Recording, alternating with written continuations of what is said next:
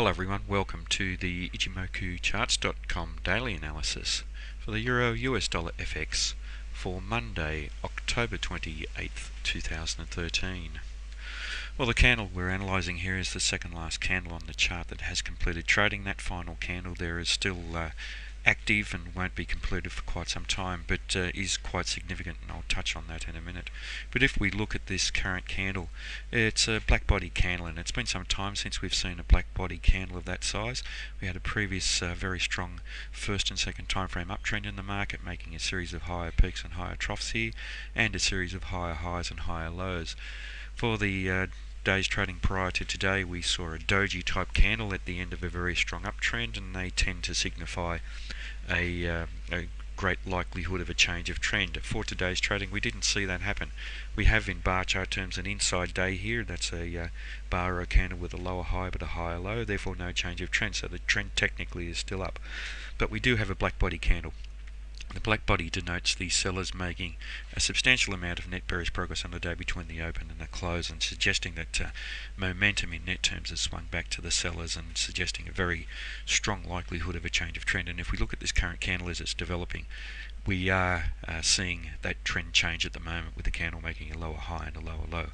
Now, in terms of the candle that has finalized trading, it's also a potential Japanese candlestick reversal pattern, a potential bearish engulfing pattern, and that's where the body of the current candle, which is black, engulfs the body of the previous candle, and we are looking for confirmation, which will be a change of trend, a lower high and a lower low. A couple of worrying factors, however, is this shadow on the bottom. The sellers have closed above the lows for the trading day, and that suggests that the sellers lost some commitment. So even though the sellers have taken control of this market, it's not terribly strong control, and the sellers lost commitment around this 137.5 level.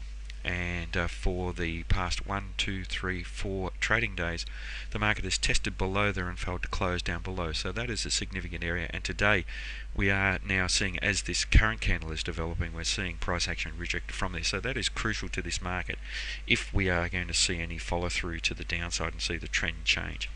If we do see a bearish close down below there, we could see the market quickly trading down to the 137.10 level. There isn't any major support until the market tests down to around that level, save for this one candle that was rejected from the 137.39 area.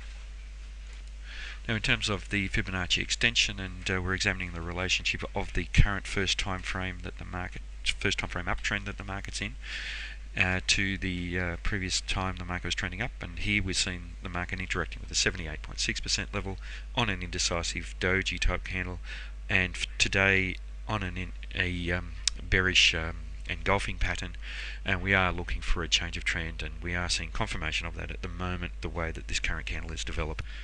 In terms of the Fibonacci retracement, not really of much help here. We have traded through the 261.8% level, and our next target was the 423.6 at 138.75, but really we're not seeing any joy here.